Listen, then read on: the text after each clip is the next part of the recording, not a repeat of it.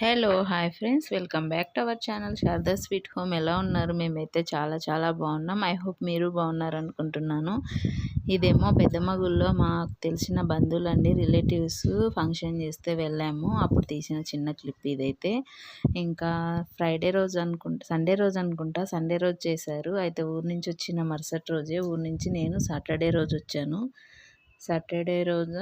Monday రోజు వచ్చానండి.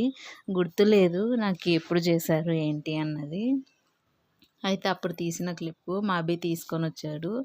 అంటే ఇంక అందరూ బంధువులు మాట్లాడుతూ ఉంటే అలా కూర్చొని ఉండిపోయాను నేను. అయితే ఇంకా అవి అయితే మొత్తం అన్నీ ఏమేమి చేస్తున్నారు ఏంటి వంటలు అన్నీ తీసుకొని వచ్చారనమాట వీడియో. మా అబ్బాయి అయితే ఆ రుమాలి రోటీ, చికెను, మటను, బోటి, సాంబారు అన్నీ, అంటే వెజ్ వాళ్ళకి వెజ్, నాన్ వెజ్ వాళ్ళకి నాన్ వెజ్ పెట్టారండి. రుమాలి రోటి చేసేది మా అబ్బాయికి డిఫరెంట్గా అనిపించి బాగా వీడియో తీశాడు. అయితే మేమైతే ఇల్లు అయితే షిఫ్ట్ అయిదాం అనుకున్నాం కదండి. షిఫ్ట్ అయ్యాము. ఇప్పుడు ఇక్కడ చాలా వెంటిలేషన్ మంచిగా ఉంది, గాలి అయితే దాని గురించి చెప్దాం అనుకుంటున్నాను. వెంటిలేషను లేని ఇల్లు ఇంకొకటి చూసాం మేమైతే ఫస్ట్. అంటే ఇంతకు ముందున్న ఇంట్లోనే వెంటిలేషన్ లేక బాగా సఫర్ అయ్యాం కదా. అందుకోసం అయితే ఈసారి వెంటిలేషన్ ఉన్న ఇల్లే తీసుకుందాము. ఎప్పుడు లైట్లు వేసుకొని, పగలు కూడా లైట్లు వేసుకొని ఉండాల్సి వచ్చేదండి మాకి అక్కడైతే. అంటే ఒక రూమ్కి కొంచెం పర్లేదు వచ్చేది, ఇంకో రూమ్కి అయితే అస్సలు వచ్చేది కాదు. హాల్లో కూడా వెంటిలేషన్ వచ్చేది కాదు. ఏమంటారంటే ఎండ ఎక్కువగా ఉంటుంది చూడు, ఆ టైంలో అయితే వెంటిలేషన్ వచ్చేది. ఎండ లేని టైంలో అయితే వెంటిలేషన్ అస్సలు వచ్చేది కాదండి. ఇంకెప్పుడు హాల్లో ఇంకో బెడ్రూమ్లో లైట్ వేసుకొనే ఉండాలి. అంటే పగలు కూడా మనం ఈవెన్ ఏదన్నా తీసుకోవడానికి వెళ్తే కూడా లైట్ వేసుకొని తీసుకోవాల్సి వచ్చేది. కానీ అయితే ఇంకా అక్కడ బాగా సఫర్ అయ్యాం కదా, కొంచెం వెంటిలేషన్ ఉన్న ఇల్లు తీసుకుందామని చెప్పి అనుకున్నాను నేను. కానీ మా వారితో అయితే ఇంకా నేను చూసేటప్పుడు అయితే ఏం చెప్పలేదండి. తను కూడా అంత ఐడియా లేదు ఇల్లు సర్చింగ్ చేసేటప్పుడు. అయితే ఏమనుకున్నారంటే మా పాపకి దగ్గరలో ఉంటే చాలు స్కూల్కి అన్నట్లు చూసుకున్నారు. నేనేమంటే దగ్గరున్న లాంగ్ ఉన్న దగ్గరున్న లాంగ్ ఉన్న ఇప్పుడు ఇల్లు కట్టించే దగ్గరున్నా పర్లేదు, స్కూల్కి దగ్గరున్నా పర్లేదు, ఏదో ఒకదానికైతే మనము కాంప్రమైజ్ అవ్వాల్సిందే కదా. ఎందుకంటే ఇంటికి దగ్గర స్కూల్ ఉండదు కాబట్టి అని చెప్పేశాను నేను అలాగా. అయితే ఇంకా స్కూల్కి దగ్గరలో తీసుకుంటాను, ఇల్లు కన్స్ట్రక్షన్కి దగ్గరలో అవసరం లేదులే అన్నట్టు చూస్తే అక్కడ ఏమైందంటే ఇంకా వెంటిలేషన్ లేదంట. నాకు తర్వాత చెప్తున్నాడు. అంటే చూసొచ్చాడు 2-3 సార్లు ఇటు సైడ్ వచ్చి. అడ్వాన్స్ కూడా ఇచ్చేసాడండి ఆల్రెడీ. అడ్వాన్స్ అంటే 20,000 ఇచ్చేశారు. అంటే అది 22,000 అడ్వాన్స్ అయితే 20,000 ఇచ్చేసారంట. నాకు తెలిసి అది పెద్ద ఇల్లు. అంటే ఇప్పుడు మేము తీసుకునే ఇంటికంటే పెద్దదంట. పెద్దదా చిన్నదా అని కాదు, ఉన్న దాంట్లో నేను సర్దుకుపోతాము.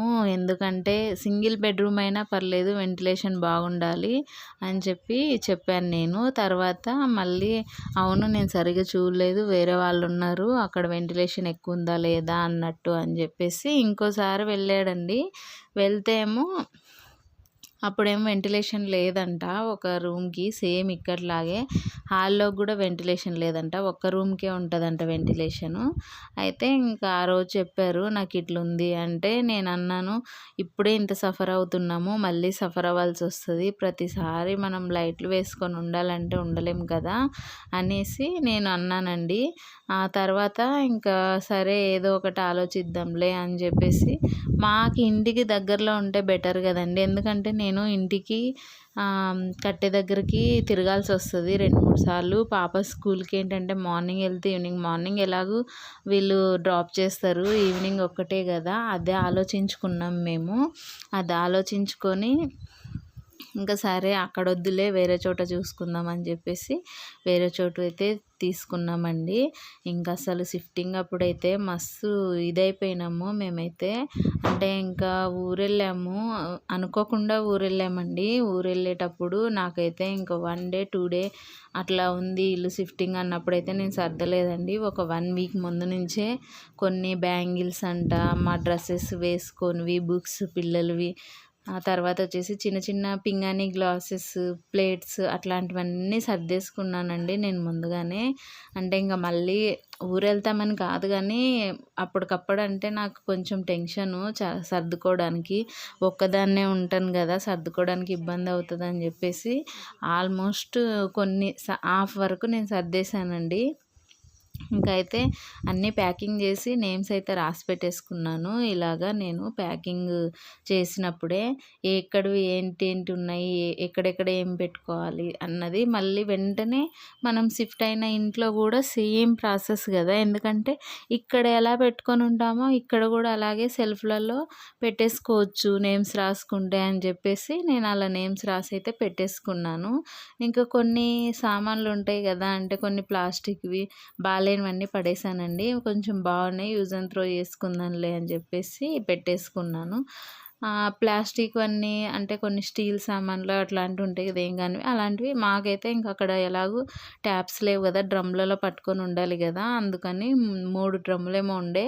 ఆ డ్రమ్లలో మొత్తం చిన్న చిన్న వస్తువులన్నీ వేసేసుకున్నామండి.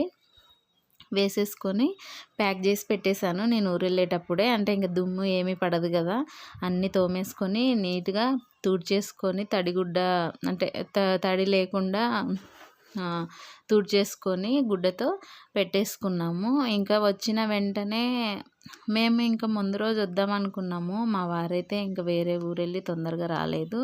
అయితే ఇంక ఒక 1 డే మళ్ళీ లేట్ అయిపోయింది. సాటర్డే ఇంకా బయలుదేరితే సండే రోజుకి మేము షిఫ్ట్ అయ్యాము. అంటే ఇంక మేము వచ్చేసరికి నైటు 9 అట్లా అయిపోయిందండి. ఊరు నుంచి వచ్చేసరికి నైట్ నాకైతే అసలు ఓపికే లేదు జర్నీ చేసేసరికి. ఇంకైతే పడుకుండి పోయాము. వచ్చిన వెంటనే కొన్ని బట్టలైతే ఉంటే మా వారు తన ఫైల్స్, బట్టలు అన్నీ అయితే తనే సర్దేసుకున్నాడు. అంటే పెట్టేసుకున్నాడు. తను సపరేటు ప్యాకింగ్ చేసేసుకున్నాడు. ఇక్కడికొచ్చాక కూడా తనే పెట్టేసుకోవచ్చని. నేను పిల్లలు కూడా అలాగే పెట్టాను. ఇంతకుముందు వీడియోలో కూడా చెప్పాను కదా ఎలా పెట్టుకోవాలి ఏంటి అన్నది. ఎవరి వాళ్ళవి సెల్ఫ్‌లో పెట్టేసుకుంటే బెటరు. అలా సర్దేసుకోవచ్చు.